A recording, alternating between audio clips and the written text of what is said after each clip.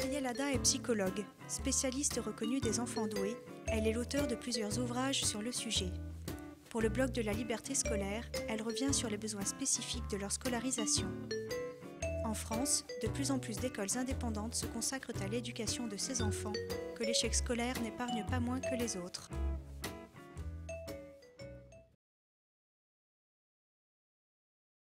L'enseignement des enfants doués doit quand même être adapté à ces enfants et il faut modifier un petit peu le projet ordinaire parce qu'ils ont besoin d'approfondir les connaissances, ils ont besoin de faire du lien entre tout ce qu'ils apprennent, de même qu'ils ont besoin d'avoir une image cohérente. Alors on approfondit, on met en relation un événement avec un autre, par exemple en histoire, en géographie, on situe dans un contexte, en français, on situe l'auteur dans son contexte, d'une façon beaucoup plus vaste que l'enseignement traditionnel. Tout dépend des enfants. Il y a des enfants qui sont leaders, qui sont spontanément leaders, qui sont très bien acceptés au sein d'une classe. Ils sont généreux, c'est eux qui discutent avec les professeurs, ils sont délégués de classe parce qu'ils savent bien parler. Et pour cela, ils s'en débrouillent très très bien. Napoléon a organisé dans son internat une bataille de boules de neige qui a duré 9 jours.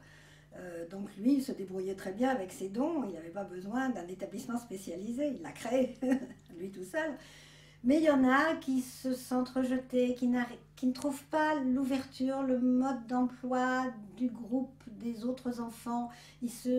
Alors ils se sentent rejetés, ils sont rejetés à la longue, ils sont à l'écart, tout seuls dans la cour de récréation, ils n'ont pas d'amis. Pour cela, il est certain que c'est très bien de se retrouver avec d'autres, avec des semblables.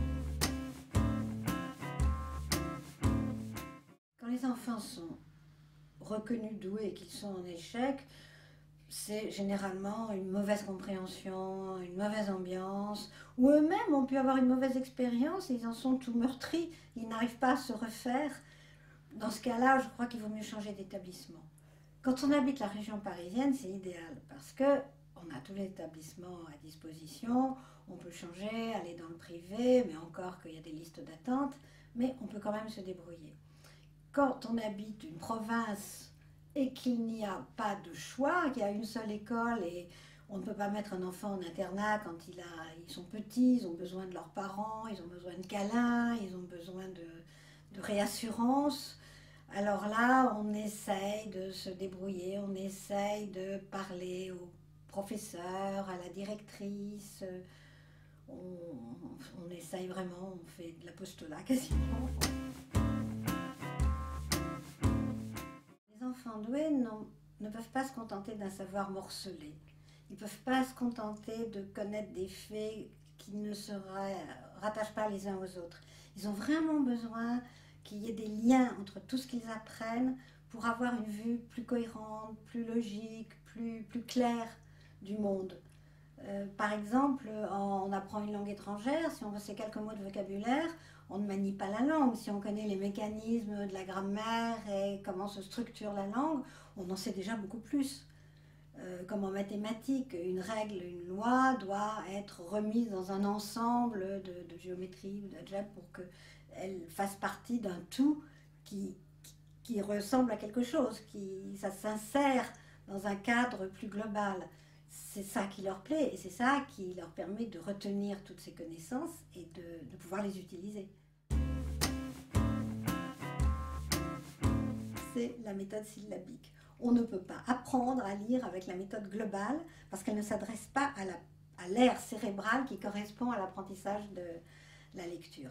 Donc il est hors de question, même semi-global, ça ne va pas non plus. On doit vraiment apprendre les lettres, les syllabes, les mots, et que chaque fois il y ait du sens pour que le texte soit compris à mesure qu'il est lu. Tandis qu'avec la méthode globale, les mots sont lus mais ne sont pas compris. Donc le texte n'a pas de sens. Et je vois des adultes qui ont appris avec la méthode globale, qui n'ont pas pu faire d'études à cause de ça. Parce que c'était trop long, lire un livre était terriblement compliqué. Et à cause de cet apprentissage défectueux, n'ont pas pu faire d'études alors qu'ils étaient intelligents. Moi, je conseille aux parents, apprenez-leur à lire vous. les écoles indépendantes ont beaucoup d'avantages dans la mesure où elles sont beaucoup plus libres et elles peuvent organiser leur pédagogie, structurer leur pédagogie en fonction des besoins des enfants, des élèves et répondre réellement à ce que demandent les enfants et leur apporter ce qu'ils veulent sans être obligés de suivre des programmes trop rigides. Et c'est généralement beaucoup plus riche et beaucoup plus intéressant, même les activités qu'ils proposent. Ils ne sont pas tenus par des contrats trop stricts. Et ces écoles indépendantes sont le sel de la terre, elles sont le ferment qui permet de montrer ce qu'on peut faire comme pédagogie pour le bonheur des enfants sans être obligé de se soumettre à des lois trop contraignantes et restrictives finalement.